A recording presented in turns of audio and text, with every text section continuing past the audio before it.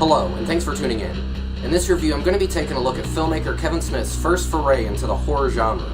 And now, Red State. The film is about a church of gun-toting zealots. They lure a group of young teens in with the promise of sex, and end up involved in a hostage crisis with the ATF. The movie is inspired by the Westboro Baptist Church, the lovely God hates fags people, and it's a pretty good idea for a film. Smith starts out with a classic misdirection. The first 10 minutes of the movie are just young guys talking about getting laid, and it feels like one of his other films. That's not the case though, and things quickly change pace. It's without a doubt, hands down, the most visceral film Kevin Smith has ever made.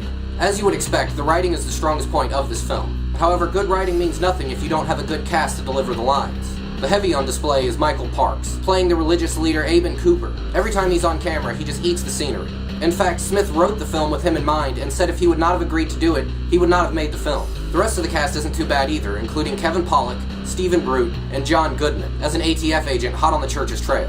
Fun fact, at one point in time, both Alan Rickman and Sam Jackson were attached to the role that eventually went to John Goodman. There's a very minimal score at play here. I believe there were only 2 or 3 scenes that had traditional movie music in them. The rest of the music throughout the film is performed live by Parks. I will say that the first 10 minutes in the church goes on for way too long. Other than that, there weren't any major pacing issues. The movie would also have a somewhat inconsistent tone. Sometimes it would cut from a dead serious scene to something that couldn't be anything other than comedy.